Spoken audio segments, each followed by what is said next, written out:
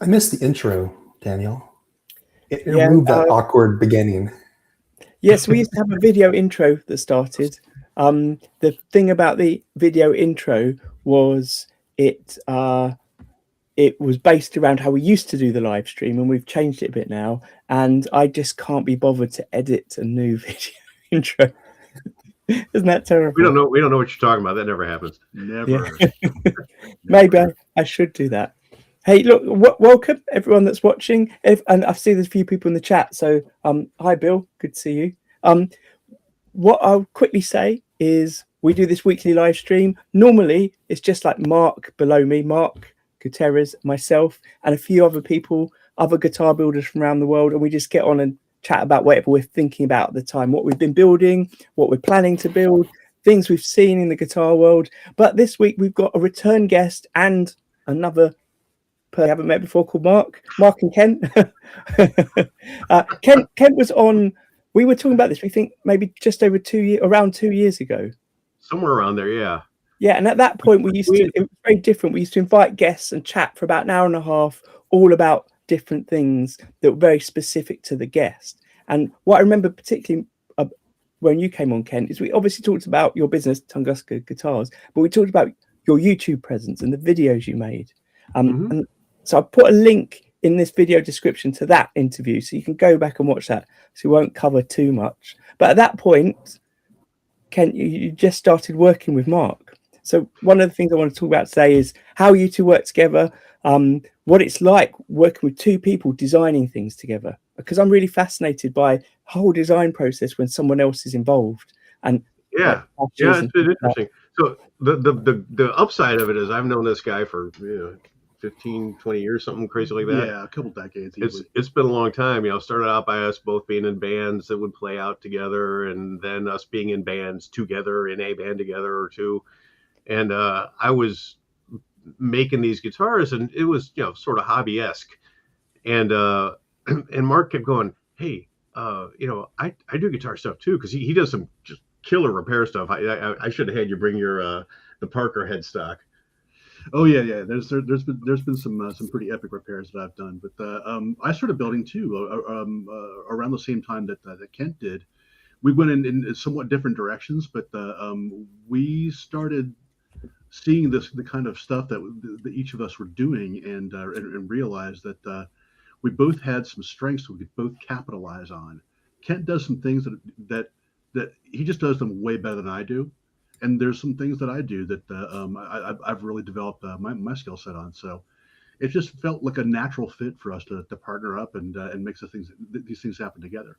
Yeah, especially when he was like, one of the times he said, I have a degree in electronics. And I'm like, you do? He said, no, I kind of always wanted to make pickups. Like, ooh.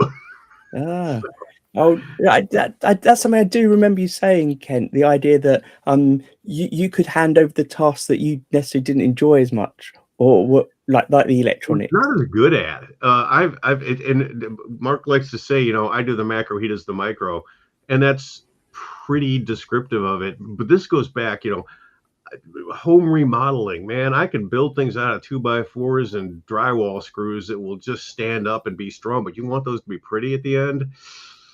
I used to always build model cars, and I would build them far enough to play with them, do the crazy painting and the dry brushing and make it look authentic. Yeah, I just wanted to drive it around. So that's that's a kind of a really, really broad overview of how we really dovetail well. Is I'll design the stuff and go out in the garage, out in the shop, and bang away at the wood, and or we can talk a little about prototyping and stuff in a bit, but I get to a certain point, and then it's okay.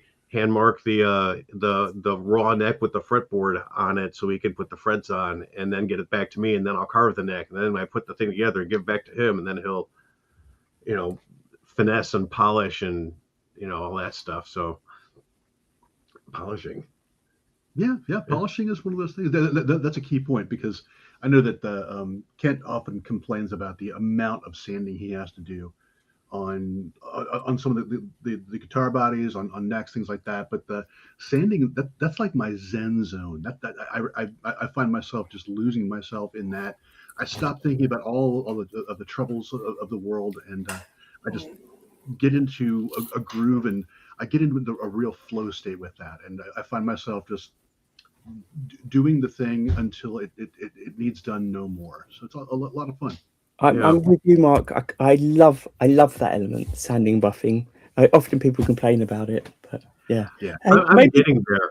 I've been very like my whole, like I said, I want to rush to the end. I will be 63 in a week and a half or something, and I'm not going to change that aspect of me instantly about wanting just to get to the end of it. But I'm getting better at it. I'm getting better at it. Like 63 going on 16. Yeah, or maybe 14, 8.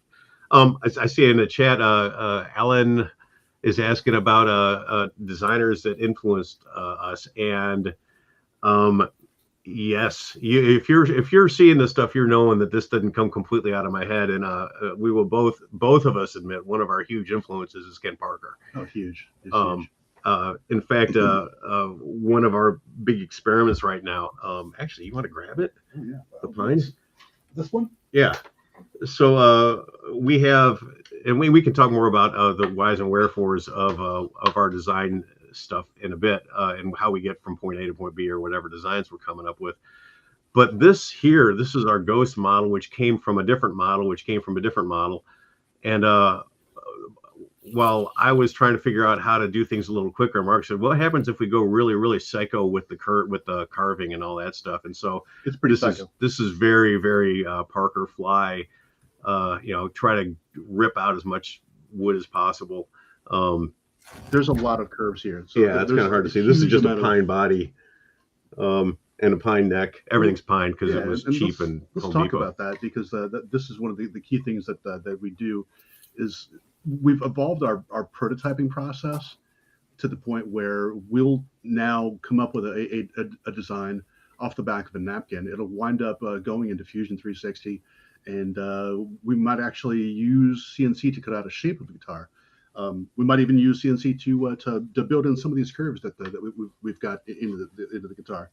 But honestly, that design evolution process has really blossomed over the course of the past year or so.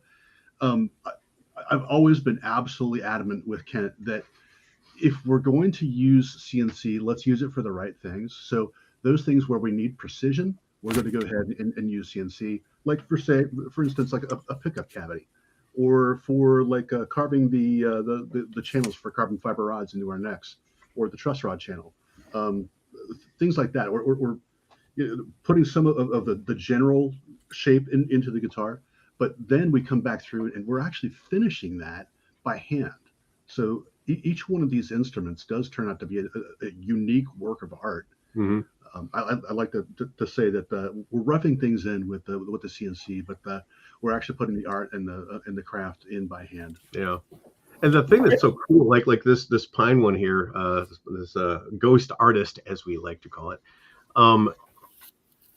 this is, doing it in pine, doing it like this one is all CNC except for some fiddly bits like the shape of the neck I had to do. I was gonna say. But it was just like, it's rapid prototyping. It's like I can look at it on a drawing, I can look at it in Fusion 360, I can rotate it around in 3D space and go, yeah, that looks good.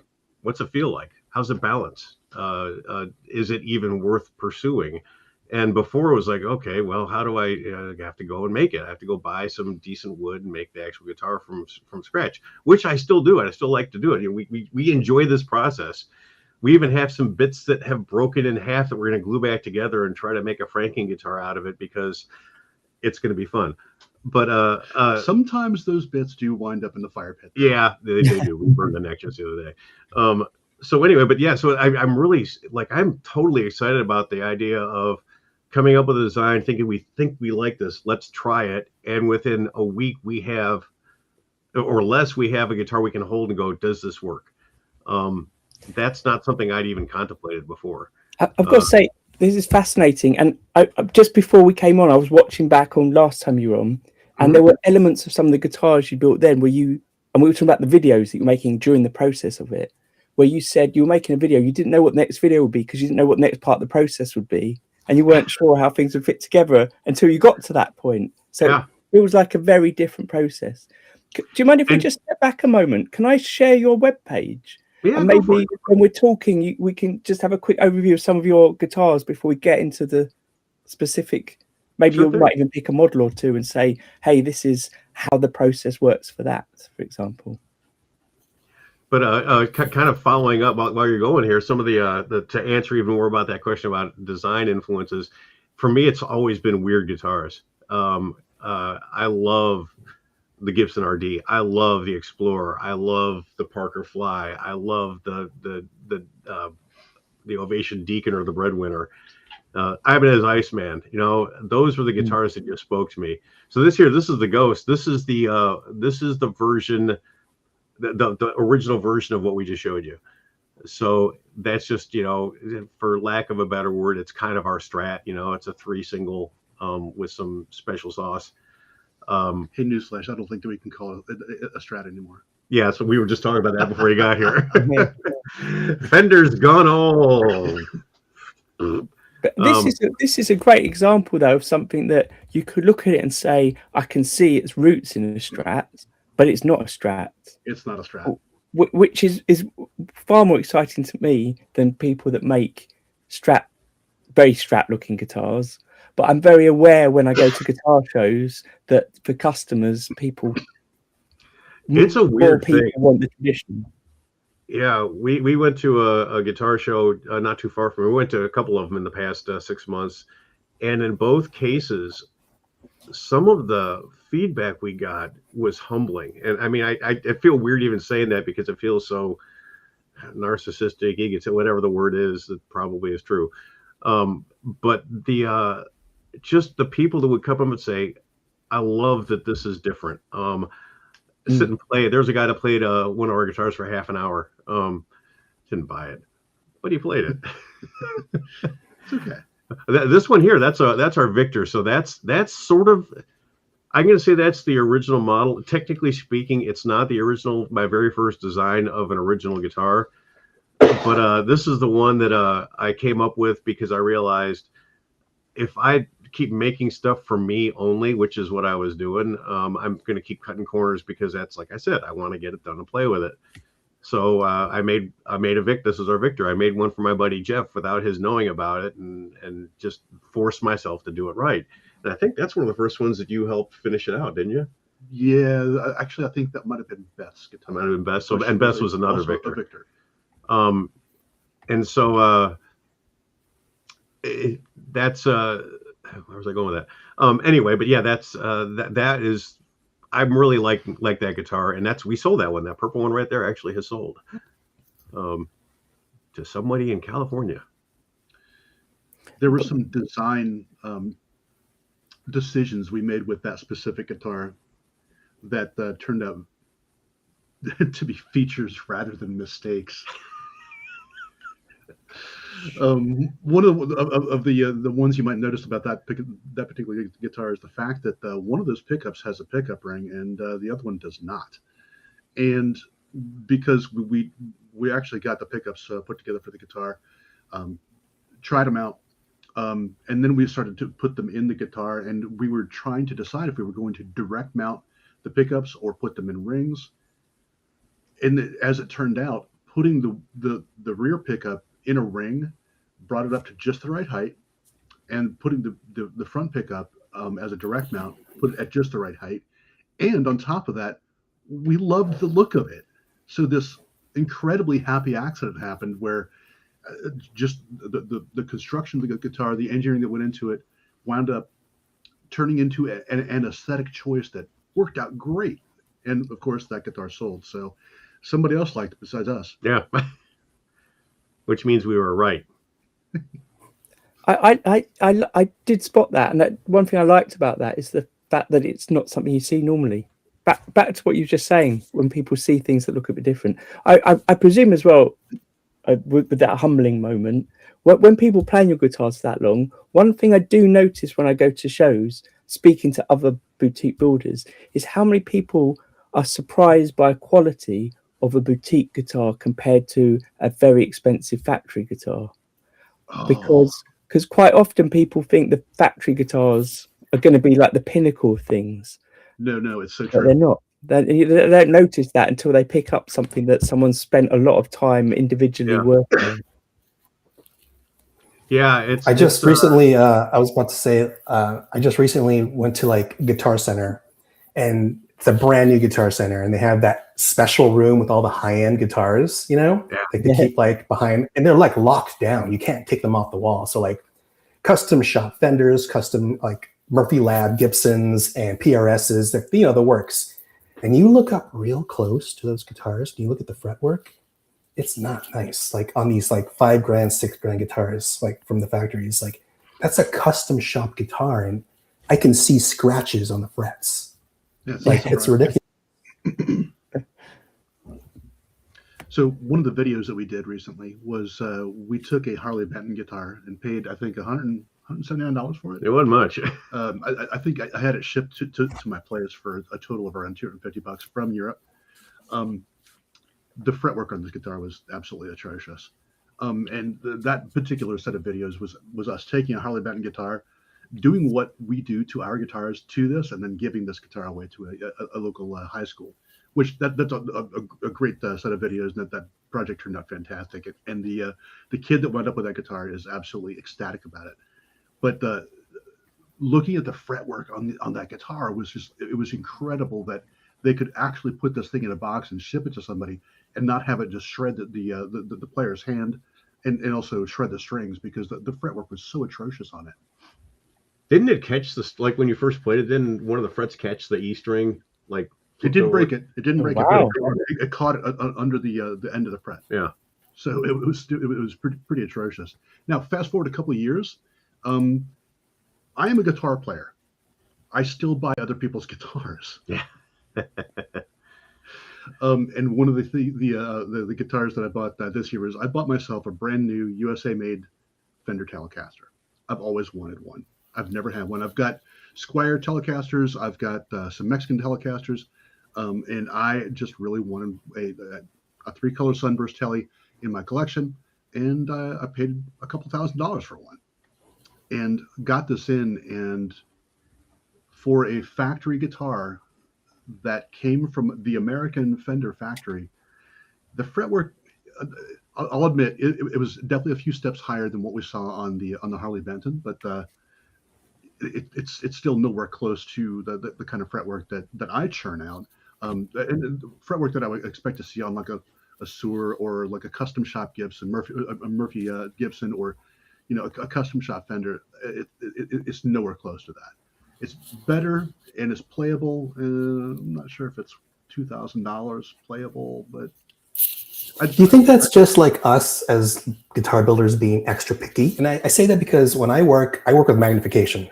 I'm like 5x looking at my fretwork, right? Yeah. No guitar players look at frets like that, right? They just pick up the guitar and they play. So I'm wondering, are we being too picky? That is a really, I think we are. I think you and I'm disagree. Hard disagree. You think Because you think that we aren't being too? Me as a player, I don't wear my optimizers. so like most players, I'm just like a guitar player playing a guitar. But when I'm playing the guitar, I can tell a difference in the feel of that fretwork between that $2,000 Fender that I bought and one of our guitars. Like the fretwork is like miles different, and I can feel that. And when I run my hand up and down the neck of that guitar, and I don't feel any fret ends, and when I'm doing a bend and the bends are absolutely crystal clear and absolutely buttery smooth. I mean, that's the kind of fretwork that I put on our guitars. I'm not bragging. Well, maybe I'm bragging a little bit. Maybe I've earned that right. But I can feel it, and I'm pretty sure that the people that played our guitars at the guitar shows, people that have bought our guitars, they can actually feel that. And I agree with that. But I think what Mark's saying, other Mark. We are probably being too picky, or we are probably being over picky in our own heads, but I don't think that is a bad thing. It's okay to be picky, but I do wonder sometimes if the things that keep me awake at night about a guitar we just finished, if the guy that just played it will ever know that thing is a thing. I'll admit it. And I'll give you another example, like a brand new Gibson coming out of the factory is plecked. Every Gibson is plecked right out of the factory, right? When you get that guitar in your hands, you close your eyes and you play it, it feels fantastic. But if you look at it really closely, these are not mirror finishes on those frets. There's no, it's not polished, right? They're not going through all that effort, but it feels absolutely fine for the blues player down the street playing it, 6 gigs a week, Right. So I'm wondering again, like in that regards, where you have a plecked guitar, feels great, but doesn't quite look as high end as a boutique guitar. Like I think we're being a tiny bit too picky in those regards. You're absolutely right. There are definitely some things that I do as I'm putting the detail finishing touches on our instruments. I'm pretty sure that nobody notices that I clock all the screws on the guitar. I don't know if you guys know what clocking screws is, but basically when you have a guitar and you have a Phillips head screw and you line up that Phillips head screw so that north is north and east and west is I do that to my light switches. Like every light switch in my house is like that because that's why I am. That's outstanding. Okay. Yeah. I feel better. That is a level of detail that no one is going to notice. And being picky like that, I mean, maybe that carries over into some of the other detail work that we do on these guitars, and that's what sets them apart from your factory Fender or factory Gibson. I mean, a plecked Gibson, yeah, plays great, it feels pretty good, but man, putting a mirror finish on a set of frets, to me, that carries a lot of weight when I sit there and play a guitar. Yeah, one of the chats says, here's the main thing. My name is on the build. Yeah, that's it. That's really where it's, because, I mean, hell, I still have, even when I know we've just made a killer instrument and now somebody has bought it, now the imposter syndrome comes down from on high with fiery bolts of fire. And you're just like, what did I forget? What did I forget? Is the neck going to snap off between here and there? Did we put, is the finish going to cause cancer? It's like all the stuff that you weren't thinking about it until somebody actually said, oh, I like your guitar. Can I have it? And now you're thinking, what do we do? But yeah, I definitely hear that. And we definitely do not want to ever let something out of the house that isn't where we would want it to buy it ourselves. Which is actually has kind of brought up some interesting conversations at the guitar shows and amongst ourselves. And one of them, and this is like the I'm sure the bane of any boutique builder, like anybody who we're talking to, or you only have so much bandwidth. You only have so much output you can do. You have to make enough money off of the build to make it worthwhile. At the show, there was among many of the people who played, there's this kid. Man, I'm going to guess he's 15 years old with his parents. And goddamn, he just loved one of our guitars. He played it and played it. His eyes were like this, and he was just so excited. And the parents were kind of like, well, what do you think? And they said, well, how much is it? And we said the reasonable number, not what it actually costs. And you could see him ever so slightly just deflate. He stayed happy, but it was nowhere near his price range. And it hit me right there. It's like, I couldn't freaking afford this guitar when I was his age. Yeah. And at what point is it important to me that the people that get their hands on these instruments are the ones who I was when I was starting out? I mean, there's everybody should have a beat up Telly or Strat or, Les Paul knockoff or something. I mean, my first guitar was an Encore plywood Les Paul knockoff with fake humbuckers. I still have my first electric. Do you? My first electric is a Epiphone by Gibson Strat copy. I call it my Gibbs Stratophone. It is beaten. The last guitar show I was as a punter, and there's a guy there, Paul from Minehouse Studios, who some people that watch you might know, and he gave away one of his builds to a young person who's playing it because he's in a situation where he financially can do that. But then I was at another stand where there was someone who said that he is slightly fed up with, not fed up, that wasn't the word, but he's just got this pattern now that when someone comes along and he knows it's a parent and child looking at their maybe second or first guitar, and he explains, I think you should go and buy like a Squire or a whatever, and then come back when you know that you actually want to play the instrument long term to buy a boutique one. And he obviously lets them all play it and stuff, but you can see that he's like a lot of the builders I met there, that they need to sell guitars to make this all worthwhile.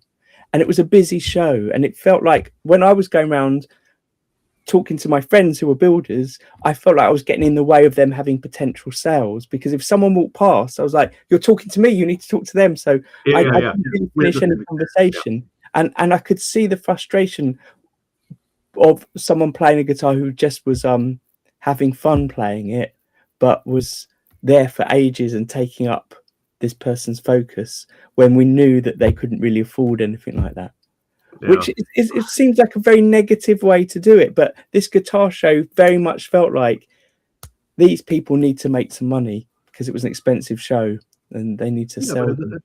At the same time, if you get a player playing your stuff at your table, and they're a good player, they attract attention to your booth, and they get other people looking at them and looking at the guitars you're selling. So I, for one, don't mind it at all. When I've got people who want to come up and play our guitars, I immediately, I go out of my way to put together a rig in front of our booth that sounds good, and you play our guitars through it, and it sounds heavenly. I mean, I bring my own personal rig. I've got a Dr. Z Maz 18 that I bring, and I put together a show-specific pedal board that allows people to get several different kinds of dirt and a little bit of reverb, a little bit of delay, and that attracts people. They play the guitars, and I think that gets other folks' attention. We've had some monster people playing our guitars. Just absolutely phenomenal players. It's to me that's the part that, like, talk about a high is, Mark and I are decent guitarists. I think we're pretty good, but then one of these guys sits down and starts, riffing off of Alan Holdsworth covers, and you're just like, tremendous. Our guitars can do that. Yeah. That is just this insane feeling. It's just so cool, and it makes it's gratifying. It's like maybe okay. This is that is one of the things that I've noticed is when other people play our guitars, they sound completely different. The guitar itself sounds completely different. When I play our guitars, it's like I'm doing the things that I do. But when somebody else sits down and they play something that I'm not familiar with, it sounds completely different, and it's just mind blowing. Yeah, it's so pleasing and pleasant to hear that. There was a dude that picked up one of our Kaijus, and was doing some hardcore Nashville chicken picking kind of stuff, like super fast. I was like, whoa. That's cool. I didn't know it was capable of it. It was that guitar. It was that. Wasn't it? Yeah, I remember the first time I heard someone properly shred on one of mine, and that was the moment I realised that the guitar. I mean, I'm sure he could shred on any guitar, but it was the first time I really thought, "Oh, my guitar is capable of something like that." Exactly. My guitars. Maybe because I designed them with what I'm interested in, but they definitely seem to appeal to teenagers. So I have a lot of people play my guitars at shows who are like, one day we'll be able to afford one of these. And I don't mind that at all. I love that. They're actually at this guitar show it was a massive guitar show. There was this one teenage boy that went round and played it was like he played every guitar. Wherever you turned, he was there playing it. And that's enthusiasm. That is brilliant. I love things like that. I love that's we don't have to go too far down the what's the future of music and AI and blah blah blah. But man, I'm sorry that I'm seeing some just absolute I'm going to call it rebellion against the AI monster by people that are just coming up with heavy guitar bands, young kids in their 20s that are throwing down some just incredible lick heavy, groove heavy, hook laden guitar based music that just makes me okay. We'll be okay. We're gonna be okay. Yeah. Hey, look, while we're on the page, is there a particular model that you could that I could share where it would be a good starting point for you to talk about something you mentioned before, your prototyping system, or your design? Go back to the Victor.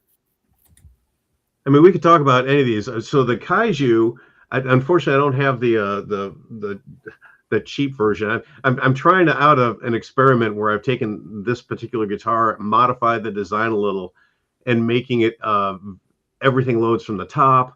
You know, how inexpensive could we make it?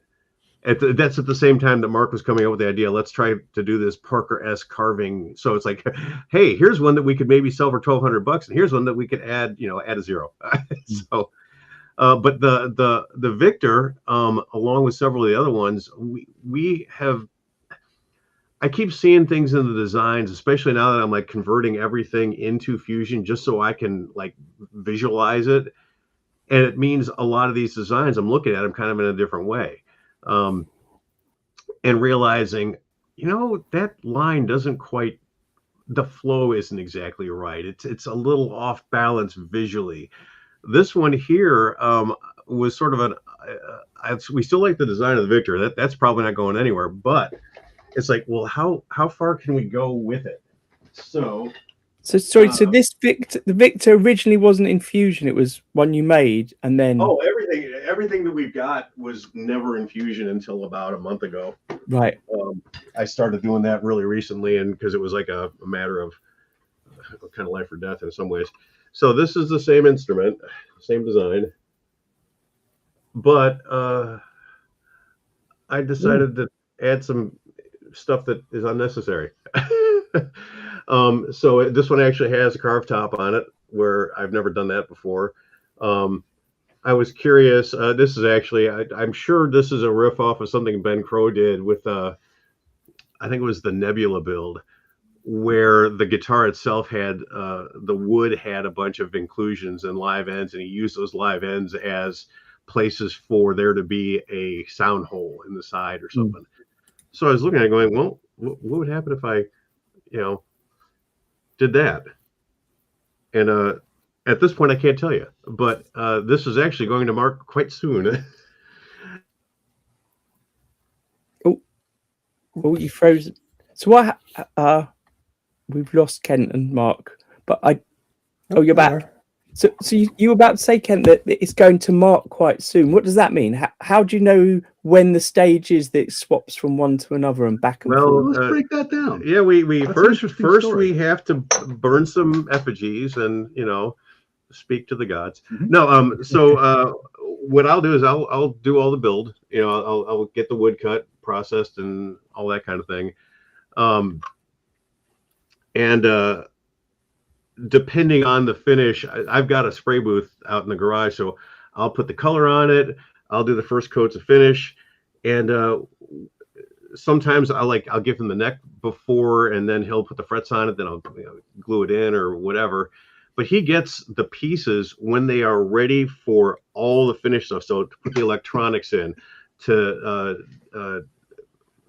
do the final polish, he hand polishes these things. So even though it's a nitro finish, it's hand polished. What else? He'll find all the things I did wrong and tell me to fix them.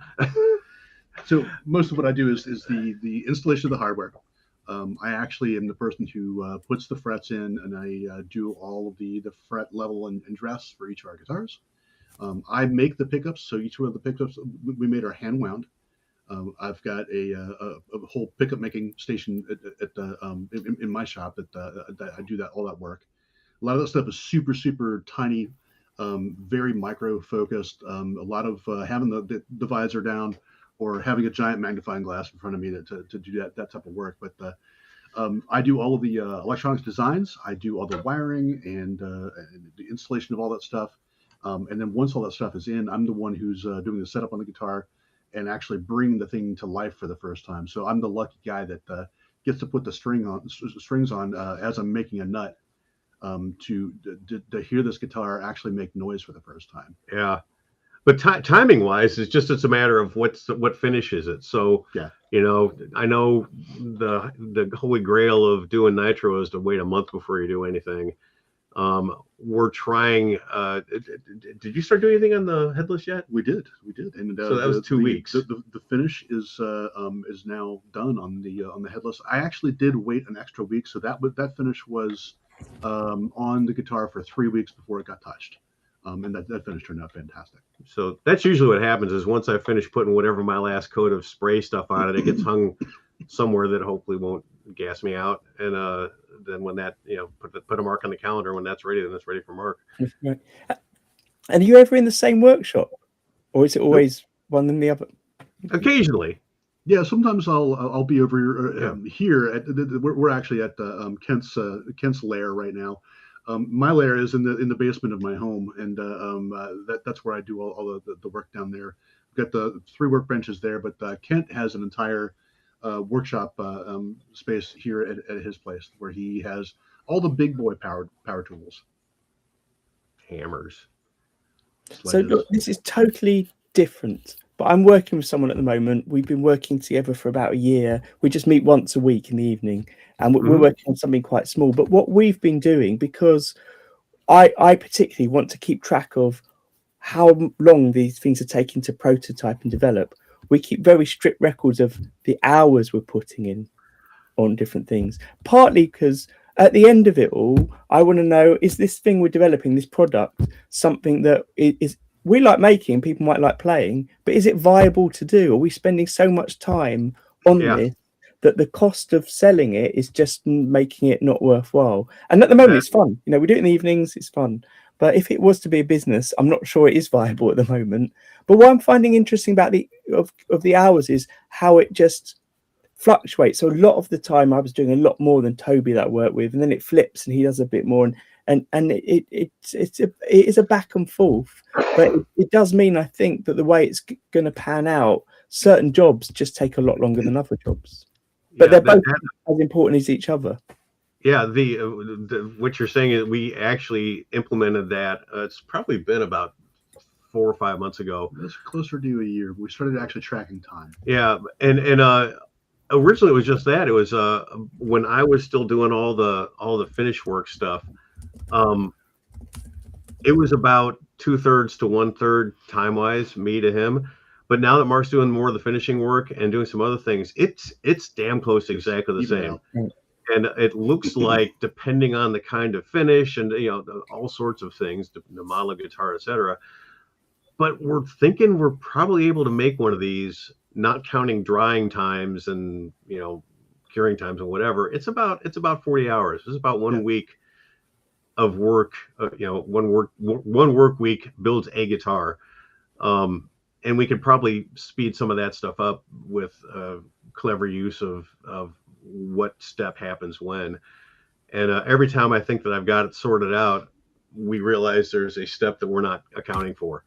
But fortunately, usually those steps we're not accounting for aren't ones that are like, oh crap, that's an extra 8 hours.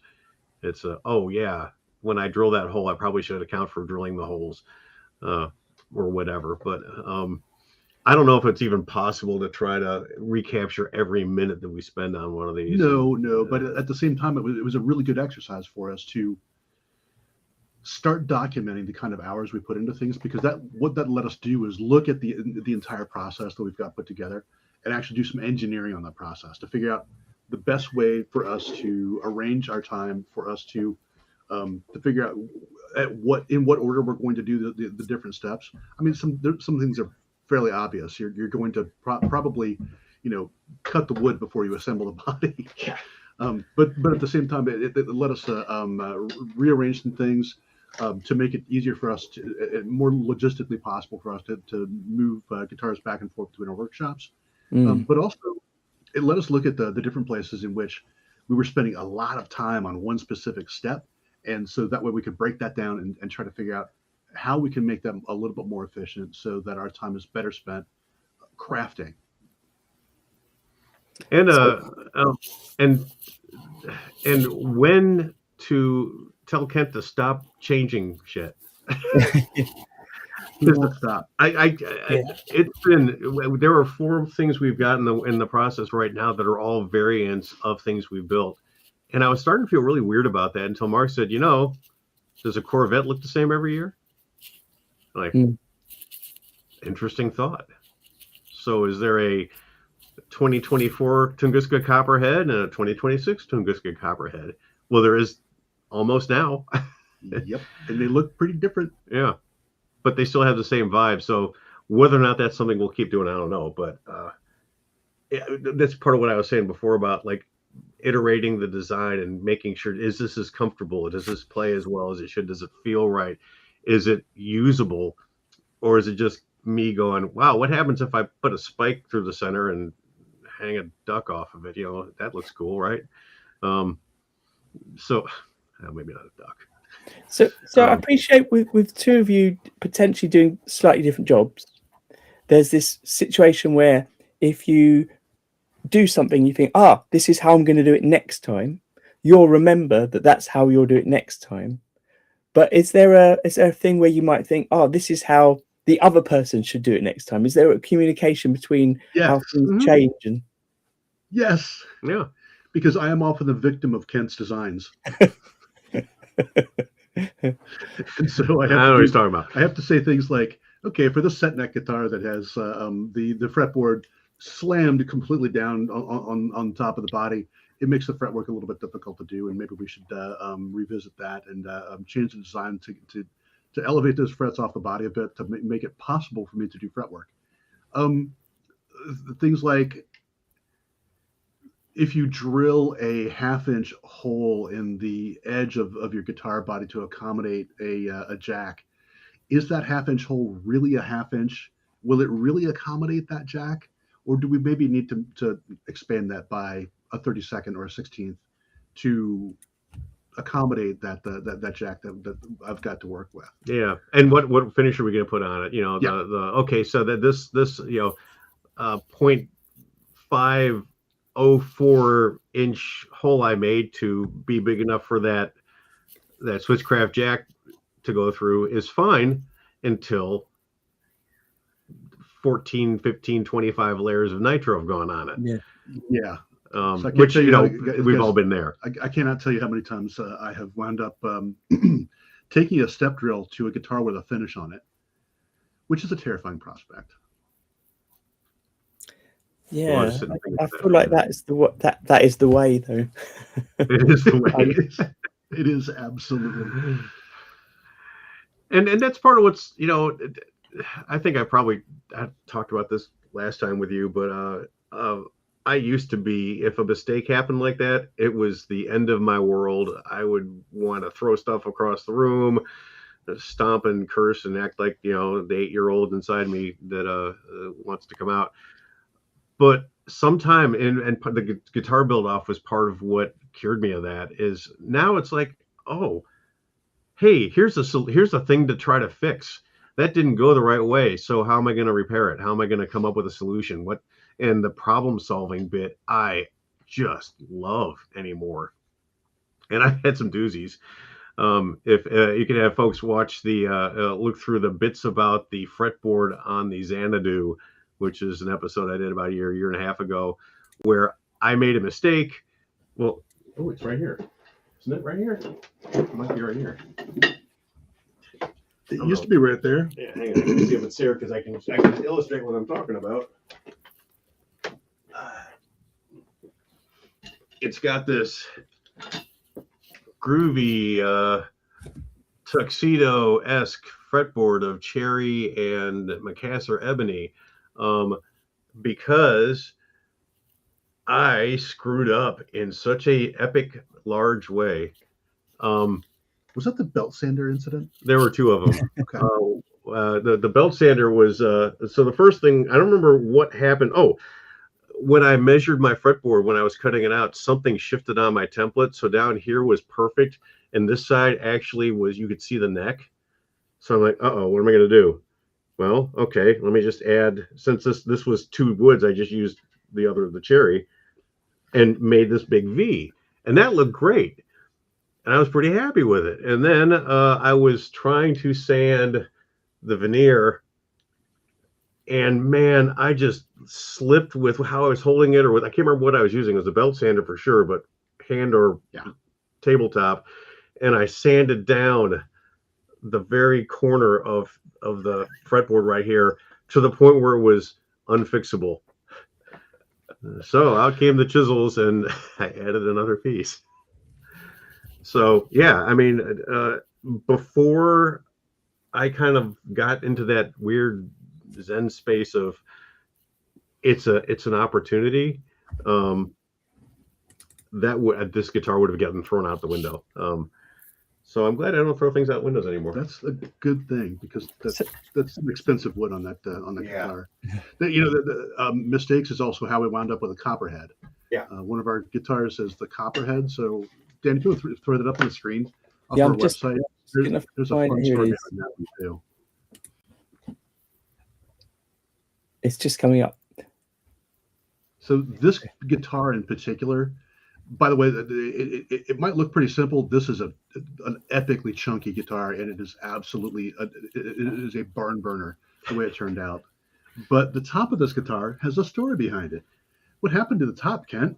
Well, I wanted to make, since this thing is so big, somebody said something about an Explorer a while ago. This was where I was like, look, I love an Explorer. I got to have the Kent version of an Explorer or something. Very much. So the first one was really nice. I liked it, but it's heavy. And so this one was going to be, let's do one where I chamber the hell out of the body and then put a top on it. And I've gotten to be a total sucker for a black Limba. I just love the way it looks. I mean, spalted wood. I mean, I think the fretboard in that's spalted tamarind, isn't it? Spalted tamarind. Which there's that a story has there its own too. story. So I was like, okay, great. But I also like to carve an elbow cut into a guitar like this, but I don't want to do it once, I don't want to glue it the top flat and then try to carve it in and run the potential risk of going too far and revealing the wood underneath, unless that's what the design is supposed to be. So what I do is I carve that belly or that elbow cut into the base wood, into the body wood, and then I bend the top down. I've seen like what's his name? How can I forget? One of my favorite luthiers, Barlow, does that with his stuff. He'll bend the top down and use a vacuum seal and all that stuff. I don't have a vacuum seal or a vacuum bag thing yet. We're working on that. We'll talk about that in a minute. So I just thought, okay, well, I'll just bend it. Well, when I started to bend it, that Limba is brittle. I mean, just a little bit of a squeeze and I could hear it starting to crack. I'm like, uh-oh. Okay, well, what can I do? Well, I will steam it. I'll put the wood hovering over a bath of really, really hot water. I can't remember if I had it boiling or not, but I had it like on the brink of it, and just see if I can get that heated moisture to be just enough to let it ease in. So I did, and I pulled up. I started to squeeze it down. It was working great. You know what you don't want to do to a glue joint? Steam it. Yeah, right. So the center joint of those two pieces of Limba just went pink. Perfectly in half. So I was like, well, I mean, the pieces are perfectly joined together, so how about I just slap glue on it, glue it all together, and just leave it as is. So I did, and it looked great until I put finish on it. And then all the dark finish got into that line and just made it look like the most glaring mistake you could possibly have. So Mark was like, well, what do we put something there? Like, well, like what? He said, I don't know, binding. Yeah, inlay, something. Like, and I can't remember. No, I think it was you that said, how about copper? Yeah. And I said, that'll work fantastic. So that's where the copper strip down the middle came from. It's because it's covering up a fairly substantial flaw in the guitar. But then we were like, why not make lemonade? Let's go all in on the copper. So we sourced in some copper pickup rings, some copper knobs, copper bridge and saddle. We even got in copper tuners. And believe it or not, the only place in the world that makes copper finished tuners is Geiker. And as we all know, builders, Geiker makes some good stuff and they make some not good stuff. Their tuners were on the not good side. Not good. Really? disintegrated in the hand, kind of not good. Yeah. Like I installed these tuners, and they look pretty cool, but one of them didn't work at all, and another one of them, the knob just snapped clean off as I was trying to just. Wow, that does not sound like what I've experienced with them. That's everything else has been brilliant. Like every other piece has been great. So I don't know if it was just a bad one or what. The bridge on the guitar, the saddles, that's all Geiger, and I believe the knobs are Geiger too. Yeah. Yep. So everything else that we've gotten from them has been anywhere from mediocre to quite decent quality. But those tuners, they were awful. So I've got a question about this, but about your general design then. So this was your Explorer type model. Then this happened to it, so you put the copper in it. Do you? And you talked before about how in each year your design for each model might look slightly different.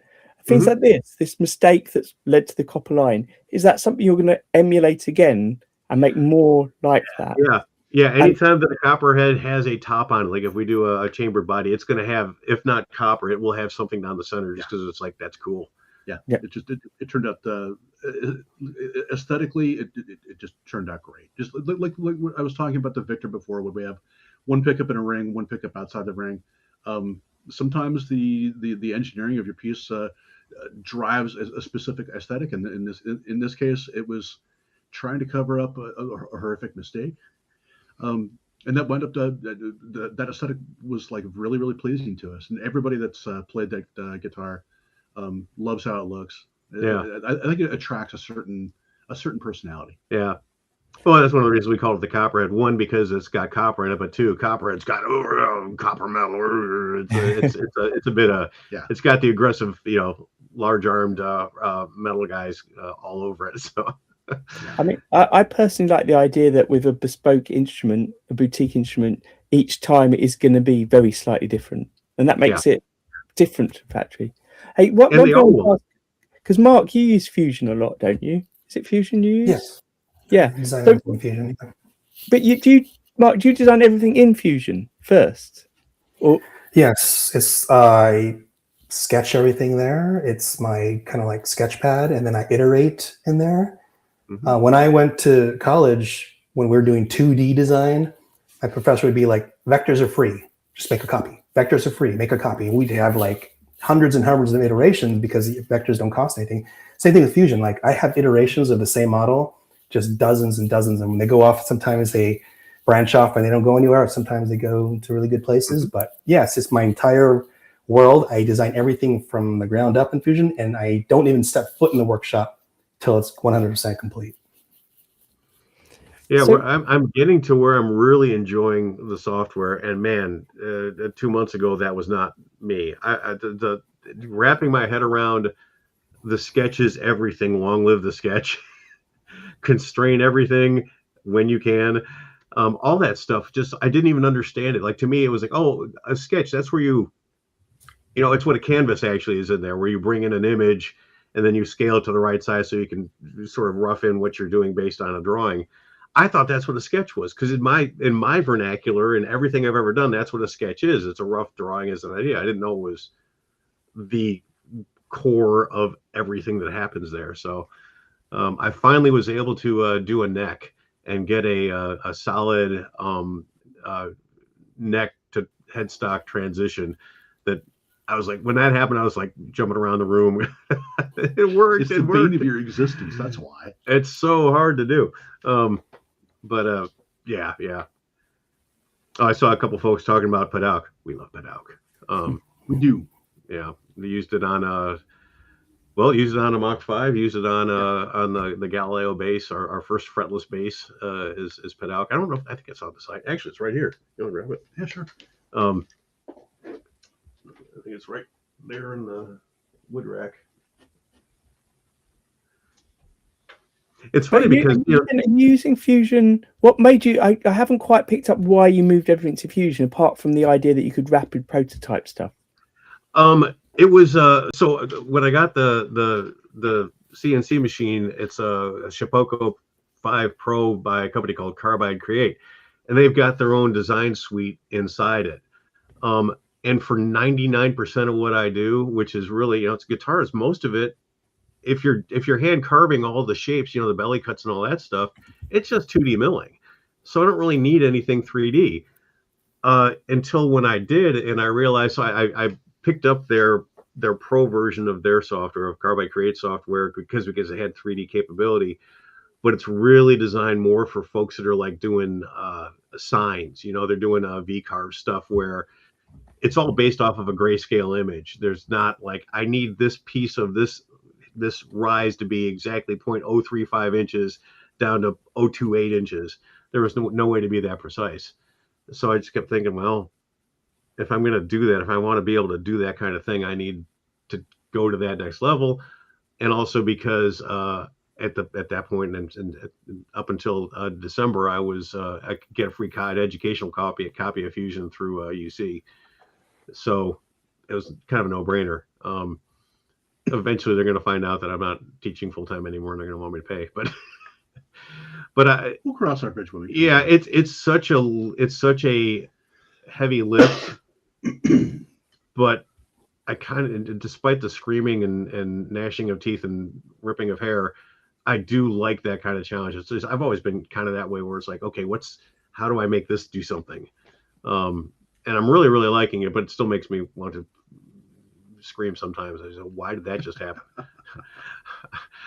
I added I added a thousandth of an inch to it. How come it's this big and the tangent's over there and it all went over someplace? I mean, Mark, I'm sure you've don't have any idea what I'm talking about. You've never had that happen ever. Oh yeah, it happens all the time. Funny thing, when you're talking about canvases and sketches, like if you ever put a Telecaster shape on a canvas and trace it, right, you realize that there was no tangency on the Telecaster. Like all those curves and lines, they don't follow any rules. Like Leo Fender didn't know what tangency was. So a lot of the times, like you just have to go with the flow. Okay, this is just not right, but you got to sketch it that way. And a lot of our designs are kind of like that, where there is no tangency. On the Victor, up at the top, it's flat. It's a slight. It comes up like this. Where am I? It comes up like this to the little hook, and then there's kind of an angle up, and then it curves down. So that is never going to be a tangent. So then I have to figure out, and if I'm going to do it in Fusion, okay, is that a 3-point arc with a massive radius, and then a little tiny one, and then the great big one that comes around the side, or is it a spline with control points, or and those are the times where I think it's easy to overthink it and go, well, I need to do this. I need to do the tangency because that's how it's supposed to work. Well, no, nothing. There are no rules. Damn it. There just aren't. Yeah, you got to kind of take a sort of a punk rock perspective when you're doing that stuff and just throw the rules out. Yeah, I agree. Yeah, that's the here's the Padauk. Show that off. This is our Galileo base. We have the base you pulled up, Daniel, the GL1. That was like the first base because we thought we should have a base. And it's pretty basic, I mean, it's still cool. We still like it, but then you start to look at any of the manufacturers to make bases anymore. Realize they're all insane. Bass players are psychotic. They're just insane people, and they love things with weird, long, giant, enormous hooks. And so I was like, well, let's just go totally off the rails with what we normally would do and see where we can go with this. And I love it. And I called it the Galileo because it ever so slightly reminded me of Spock's harp from Star Trek. and I was like, but besides that, there was nothing. It was just like a sort of hit. And then, ooh, don't break it. I didn't realize I had made the Starfleet insignia. Oh yeah. Totally by accident. I've got to say, I do find, and I think it was Scott from Bonehead Guitars used to say this. I can't remember if it was him, but bass players just seem more open to interesting designs. They are. They're not like, I mean, granted, there's the jazz and P bass and whatever, the Ricks, but I know just so many bass players that have brands I've never heard of. Really wild, cool, extremely expressive instruments that just have it's them. It's the personality comes out in the shape. And it doesn't have to be shaped like a Strat, a Tele, or Les Paul. Yeah. So I think that's really cool, and I do find that interesting. I wonder why guitarists are less likely to veer off in those directions. I mean, clearly there's plenty of us out there that do, but do you know what? So we've got there's I can't hide this on the screen, but the Yergs Cup is happening at the moment. It's a community build along, which happens every year. Just an excuse for people to build along with a theme. And this year's theme is Guitar Heroes, building the guitar that your hero played. And we often talk about the guitars that your heroes played.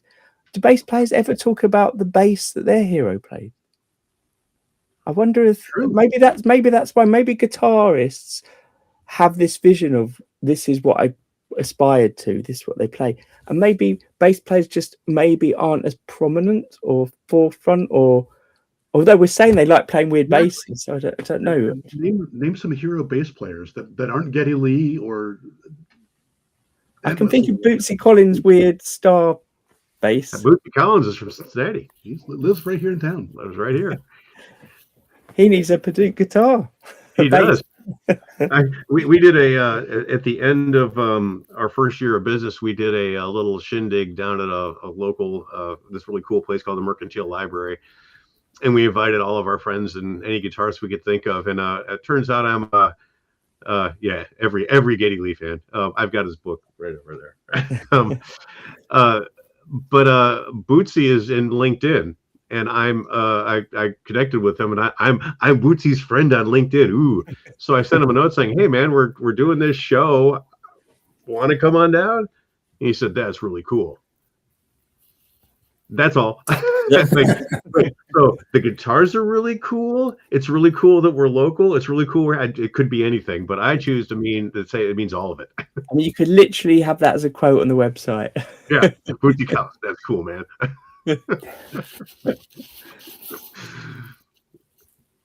So how do you like to work with because when you look at your website, there's so many guitars or basses that are listed there. How do you like to work when you're thinking of a new design? Is it Ken initiates it, or Mark, do you come along and say, I think it's time that we had a 8-string fan fretted instrument that had this shape? I actually did say almost exactly that. I came up with a design for a 7-string multi-scale. Sketched it out on paper first, and then put it in an iPad drawing, sent it over to Kent. Kent refines that, and we started cutting up wood. And that's a guitar that's in progress right now, is that the 7-string multi-scale. It's got a lot of really, really nice wood on it, including a beautiful Douglas fir top with a cherry base to the body. The design is a neck-through design that's got, I believe it's strips of maple, mahogany. Was it Purple Heart? Might be I have to go back and look, but yeah, it's so and it's gonna be nice. And then a lot of times it's just me going, I want something that looks like this. I need to draw something new. But so with the Ghost, Mark said, you know what we should have? We should have the Ghost design, but we should have a headless version of it. And I've been like, I don't like headless guitars because I like my headstock. But he said that, and that just really, really resonated. So I spent like by the end of the day, I'd sent you a design based on the sketch that you sent me. That was another one where I literally took an image of one of our Ghost models. I plugged it into my iPad, and I sat there with an eraser and erased things like the headstock and like the back of the body. Put it into a reasonably shaped format, sent it over to Kent, and by the end of the day, he sent something back to me that was completely in Fusion and just completely developed. I gave him a little bit of design feedback, and then we finalized that and started cutting wood there. That guitar is currently on my bench with finish on it now, so it's fretted and ready to go. We've got a video series about that one that we're going to be dropping within about a month or so. But that guitar is that one came together really fast too. Yeah, it did. And I think that's the thing. It's like it's I don't know if there is this is how it works for us all the time. there's, yes, I do the design, I do the wood, and cut the things apart and slap them together, and Mark does the shiny bits and makes it perfect and makes it make sound. But within that, I don't know that we have any, you stay in your lane, I'll stay in mine kind of stuff. No, nope. Just because, this is fun. So, if Mark were to say, hey, you know what, I want to build one from scratch, I want to design the whole thing and buy the wood and come over and cut it up. Yeah, go for it. Awesome. Yeah, I mean, both of us come from a background where we were both building guitars and making guitars ourselves individually before we paired up. So I mean, like, I've still got all of my home builds at home. Okay, you've still got quite a few on hangers around here as well. So I mean, and you actually brought one of your builds to me at one point in time. I believe it was your Explorer build, because you built that from a kit, right? Oh, that was the very first. The thing that got me kind of back into is I bought a Guitar Fetish $110 Explorer kit, and you put that thing together, and it was great. You just needed somebody to help you out with some of the finishing touches. That's what I was doing at the time. Was I was doing general guitar tech work. I was doing pedals and amps and guitar tech stuff, and you brought that to me, and I did the setup on that and did the finishing touches there, and that guitar turned out great. Yeah, kind of ugly, but extremely ugly. Explorers are ugly. It was like everything that makes an Explorer nice was not part of that particular guitar. Like, it was strange, but yeah. So it's just, I don't know. It's this groovy sort of organic relationship. It's very cool. That, and on top of it all, Kent and I started this off as being friends. So I know it's not necessarily always the best idea to go into business with your friend, but it's worked out really, really well for him and I. And we have frank conversations about money. We're always like hyper transparent and trying to be cognizant of each other's needs when it comes to time. So there's never any like mega pressure to get something done unless there's a guitar show coming up and you have to get 9 guitars ready for the guitar show and you've got to change strings on 9 or 12 guitars. Then it gets a little bit tense. Well, yeah, that was when we the first big guitar show. That was before we'd really done a lot of work with spraying nitro and all that. So we did some of it, but even though I knew it needed 10 days at the very minimum of cure time, that 10-day number just stuck in my head, forgetting that in that 10 days, Mark actually has a day job as well. And I had a gig that I was doing, I was still teaching. So even the math, the calendar math made sense, but the real math of our actual time didn't. So about 4 of the guitars ended up with a hand rubbed oil finish using I think I used some of Crimson's that stunning stain they've got. I used some other things from Stumac. Used Odie's oil just to hand rub it out, and they came out really nice. But it was unexpected because one of them was a highly flame maple top that I of course expected to be super high gloss and was going to look amazing. You're going to be able to fall into it and all that stuff. But we didn't have time to do that to get it to the show, and it was really important we got that guitar to the show. So, but it came out really nice, and now that I'm seeing so many people, and this isn't just us, this isn't like we discovered it and we're new to it. People have been doing this for several years now. The satin finishes are becoming all the thing. Oh yeah, so, I love the satin finishes.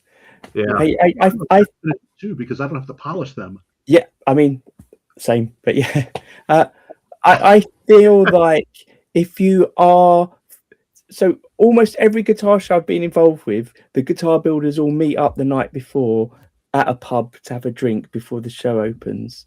I've never been able to make that because I'm up till 1, 2 in the morning putting things together. Oh yeah. I don't think you should be finished before a guitar show. You should be putting things together at the show is why. No. We bring unfinished instruments to guitar shows all the time.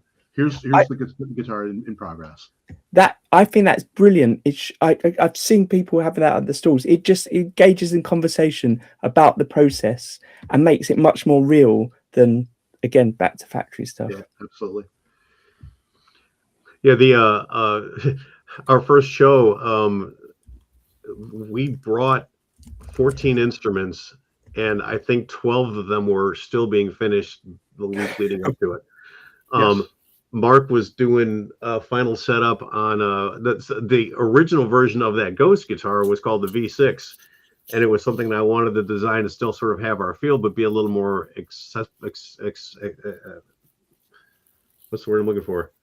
Accessible. Accessible. That's the one. And it's fine. It's a cool guitar, but I started to not like the shape. But hey, that's beside the point. The point was he was still finishing up the electronics and everything at 3 a.m, and we had to be on the road, I think, by 8. Yeah, wow. Columbus. Yeah. That was the guitar I wanted to put wiring backwards, and I couldn't figure it out at the show. I was like, why is this guitar buzzing a whole lot? And that was also when we discovered we were like, our pack list was so good. We had tape and blah, blah, blah. You know what we forgot? Strings. Speaking of all the string conversation happening here on the sidebar, and one of them broke. I'm tuning up one of our guitars that we were very, very proud to have there at the show, and as I'm tuning it up, broke a string. We found another builder there at the show, and I'll give him a shout out to Justin Kennedy over at Bridge Builder Guitars, also here in Cincinnati.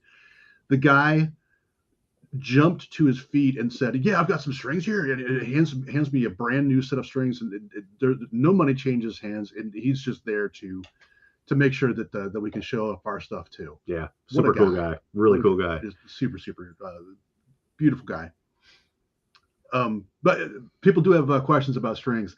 If there's one piece of advice I can give people, buy stuff in bulk when you can. Strings are one of those things you're going to always need. And if you're going to be displaying your instruments at a guitar show or handing it to somebody to play, you always want to have the freshest strings you can have on it, because fresh strings just plain sound good.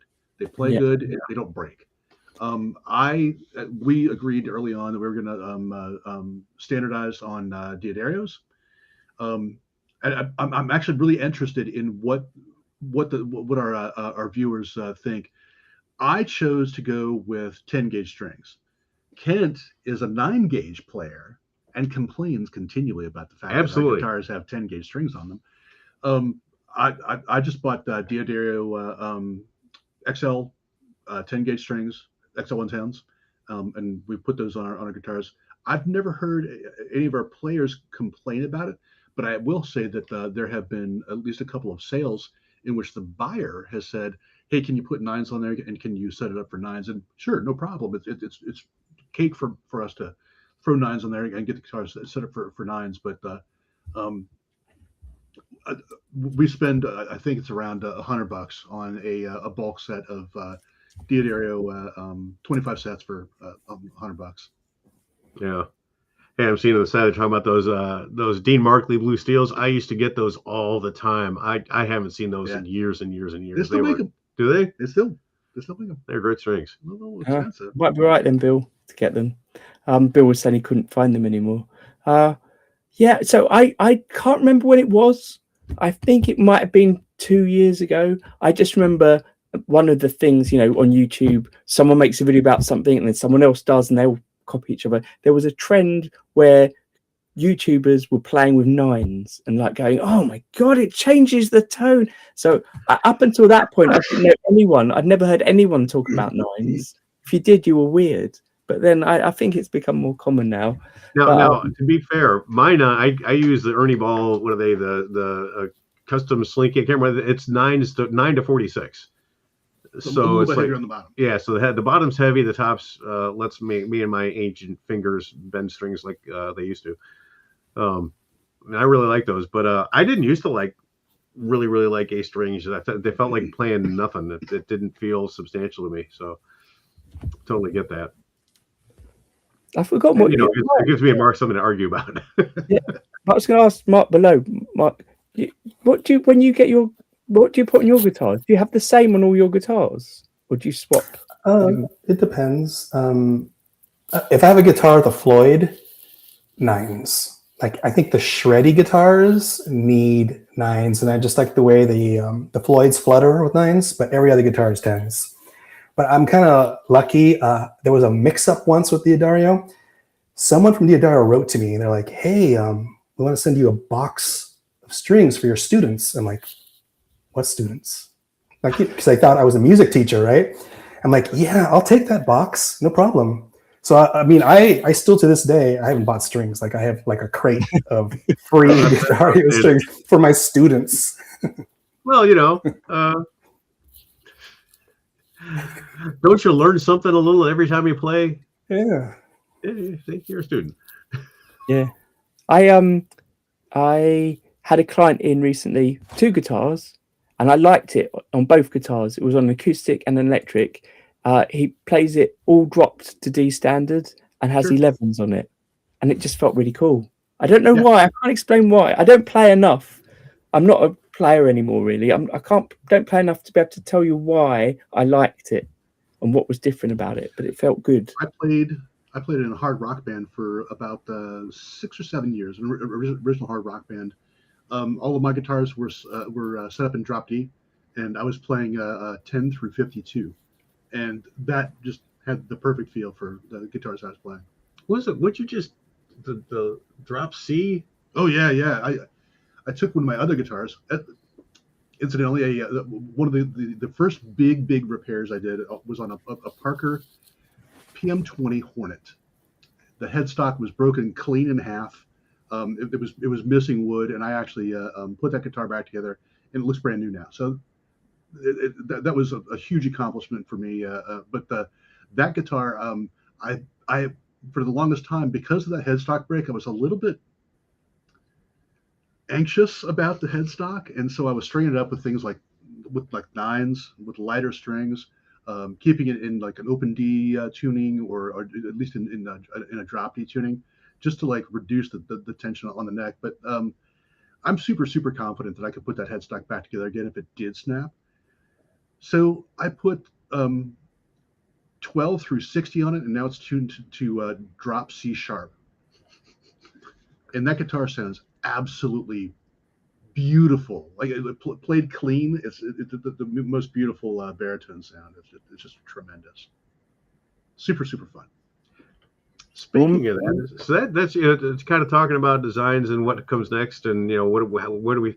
So we're always going, okay, well, what haven't we tried? 12-string. Haven't done 12-string yet. Nope. Love to do a baritone. We've got that crazy Barbarella double neck I did it was not so much a joke, but almost a joke, because it's a long story.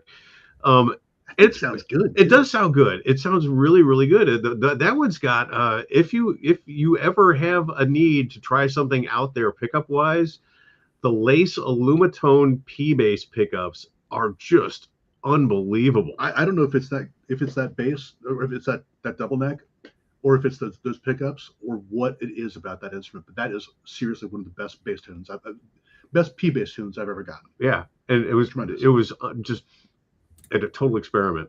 Yep. I'll just share that on the screen. And we Oh, normally there's a picture of an that. hour. We've talked for a bit longer now, which is fine. It's been really enjoyable. But can I just say to everyone, I put in the video description a link to Tunguska Guitars YouTube and their web page. But on the home screen of the web page, there's a demo of you playing a lot of your instruments.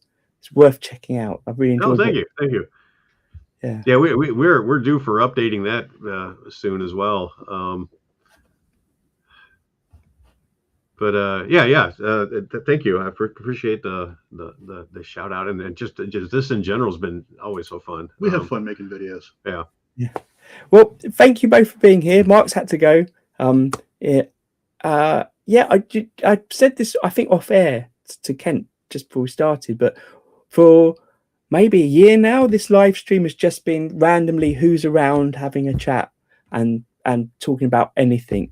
But it's quite nice having guests back. So it's been really good. Sort of, I know it's been 2 years, but I rekindled my memory of our last conversation by watching that video. Again, I've linked that below. But it'd be brilliant to have you back at some point as well. Oh, it'd be great. I mean, Yeah. just meeting you, through the guitar build off, you and Adair and a handful of the other, Sweet Tea, Todd, Bonehead, man, what an amazing community. It's just tremendous. It's so welcoming and everybody's excited about whatever's happening. It's like you don't get that a lot in things anymore. So No, and on that note, I I've hate got that to I'd say, forgotten about the check out the Yergs Cup, because particularly I'm on the Facebook group for the Yergs Cup. It feels like that guitar build off feeling again. It's a lot of people, a lot of new people to building, a lot of people that built but never shared before, and some people that have built loads, just all commenting on each other's builds. It's the Yergs Cup is just like a 6 months build along challenge to get people building, but it does feel like that, and the community is great. I think you're right, Kent. I'd forgotten all about that. I'll check it out. Maybe you and me should each do our own. Yeah, exactly. I'm up for it. Oh, cool. Right. Well, thanks again, Kent and Mark. Lovely to meet you, Mark. Daniel. Lovely to meet you again, Kent. Thank you, everyone that's been in the chat. And if anyone's watching in the future, there's the links below that you can go and follow Kent and Mark. And do let us know how you found us, because it's always good to know that. So great. All right. Take care, everyone. Till next time. Thanks, everybody. Happy strumming, everyone. Bye. Bye.